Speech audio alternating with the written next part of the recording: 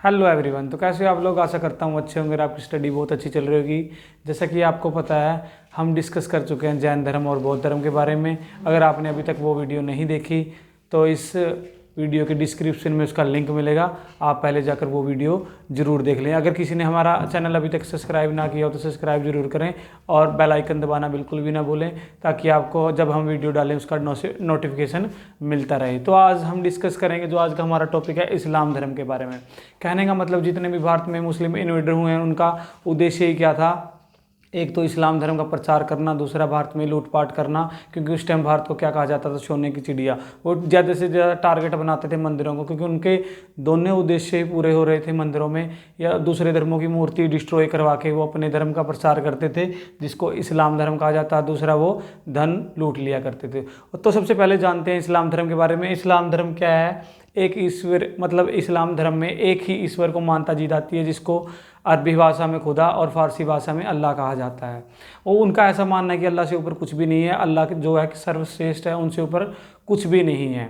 इसीलिए अगर हम अल्लाह को इमेजिन भी करें तो हम उनको इमेजिन नहीं कर सकते। अगर हम किसी को इमेजिन नहीं कर सकते तो उनकी क्या बनेगी? ना तो कोई मूर्त बनेगी, ना उनकी कोई सूरत बनेगी। इसीलिए पूरी तरह से बैन है इस्लाम धर्म में मूर्ति पूजना, ठीक है ना। अब डिस्कस करते हैं इसको कैसे फॉलो किया जाता है। उसके लिए 5 पिलर्स होते हैं। कहने का मतलब 5 स्तंभ है, जिसमें पहला आता है कलमा। एक सच्चा मुसलमान कलमा पढ़ेगा और कलमा पे विश्वास करेगा। दूसरा, एक सच्चा मुसलमान दिन में 5 टाइम की नमाज अदा करेगा। उसके बाद वो रमज़ान के महीने में रोज़ा रखेगा। उसके बाद वो ज़कात देगा। कहने का मतलब अपनी कमाई से 1/40 भाग क्या करेगा? दान करेगा। और दान उसका ऐसा होना चाहिए, अगर आप राइट हैंड से दान कर रहे हो तो लेफ्ट हैंड को पता भी नहीं लगना चाहिए कि ये आपने कुछ दान किया है। उसके बाद वो करेगा हज यात्रा। और हज यात्रा करने के बाद वो विजिट करेगा मक्का और मदीना में, जो धार्मिक स्थल हैं किसके? मुस्लिम के।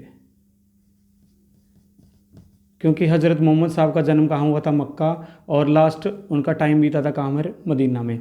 जो व्यक्ति इन 5 को फॉलो करेगा वही क्या कहलाएगा? एक सच्चा मुस्लिम। तो जानते हैं इसका हिस्ट्री, इसके फाउंडर कौन हुए उसके बारे में। तो इस्लाम धर्म के फाउंडर हुए हैं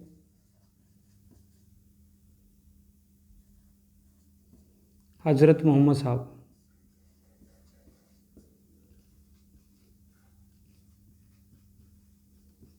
जिनका जन्म 570 AD मक्का में हुआ। सऊदी अरब का एक शहर है मक्का, जहाँ पर जन्म हुआ हज़रत मोहम्मद साहब का। इनके पिता अब्दुल्ला, इनकी माता आमीना। ऐसा कहा जाता है कि जिस टाइम हज़रत मोहम्मद साहब का जन्म हुआ, उनके जन्म से ही पहले मृत्यु होगी थी किसकी? उनके पिता अब्दुल्ला की। और जब वो 6 वर्ष के थे उसके बाद मृत्यु होगी किसकी? उनकी माता आमीना की। उसके बाद 610 में उनको ही महाज्ञान की प्राप्ति।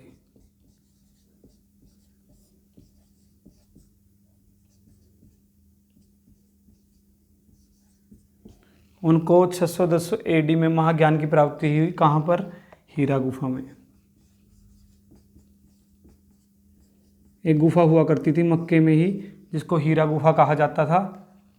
और उसके बाद कहा जाता है कि जब ये हीरा गुफा में मतलब तपस्या करते थे, अल्लाह के ध्यान में मगन रहते थे और अल्लाह के लिए सब कुछ मतलब इन्होंने निछावर कर दिया था, उनकी भक्ति में लीन रहा करते थे। एक बार क्या हुआ, जब ये गुफा से बाहर आए तो इनके हाथ में एक पवित्र पुस्तक थी, जिसको क्या कहा जाता था? कुरान। और वो बाहर आके क्या बोले, जो कि अल्लाह ने मेरे पास एक फ़रिश्ता भी था जिसका नाम था जिब्राइल। जिब्राइल ने मेरे को ये पुस्तक दी और कहा, आप क्या हो? अल्लाह के आखिरी दूत हो, और बाहर जाकर इसका क्या करो? जो ये पुस्तक है इसका प्रचार करो, ठीक है ना। तो जिस बाहर आके जब उसने ऐसा लोगों को कहा, तो जिस किसी ने भी बिना सवाल किए उस पर विश्वास किया, तो वही क्या कहलाया? एक सच्चा मुसलमान। उसके बाद जब इनको महाज्ञान की प्राप्ति हुई तो इन्होंने अपना इस्लाम धर्म का प्रचार करना स्टार्ट कर दिया, जिसकी वजह क्या हुई, जो जो बाकी धर्म थे, जो ईसाई धर्म को, उनको इनसिक्योरिटी फील होने लगी और उन्होंने इसी इनसिक्योरिटी को फील करती है उसको क्या किया, मक्का से बाहर निकाल दिया। 622 में वो मक्का से कहाँ चले गए, 622 AD में वो मक्का से कहाँ चले गए, मदीना।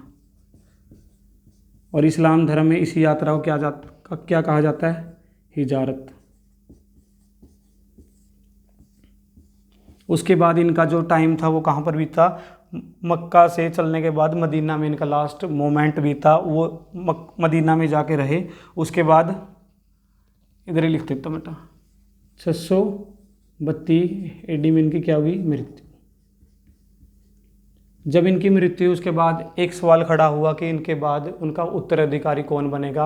और एक उस टाइम इनका एक शिष्य हुआ करता था जिसका नाम था अली, ये उनका पहला शिष्य था और ये दामाद भी हुआ करता। कहने का मतलब पूरा हक बनता था किसका, अली का उत्तराधिकारी बनने का।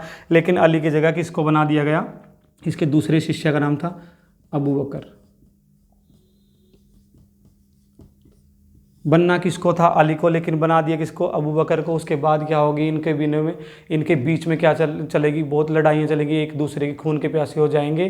तो वो वीडियो मतलब आज की क्लास को हम इधर ही तक रोकेंगे। जब हम अगली क्लास में हम मिलेंगे आपके साथ तो यहीं से कंटिन्यू करेंगे, बताएंगे आपको अली के बारे में, अबू बकर के बारे में और इसके उमर और उस्मान के बारे में। उसके बाद ये कन्वर्ट होंगे शिया और सुन्नी के अंदर। तो आज की वीडियो में इतना ही, तो कल मिलते हैं नेक्स्ट वीडियो के साथ। तो बने रहिए हमारे चैनल पे। अगर आपने हमारा चैनल अभी तक सब्सक्राइब ना किया हो तो सब्सक्राइब करें। और अगर आपको PSCB और CBSE से रिलेटेड कोई भी सिलेबस जो है कंप्लीट करना हो तो उसके लिए हमारा एक और चैनल है इम्पैक्ट एजुकेशन पॉइंट, उसको भी जाकर प्लीज़ सब्सक्राइब करें और बेल आइकन ज़रूर दबाएं। तो आज की वीडियो में इतना ही, कल मिलते हैं नेक्स्ट वीडियो के साथ। Thank you.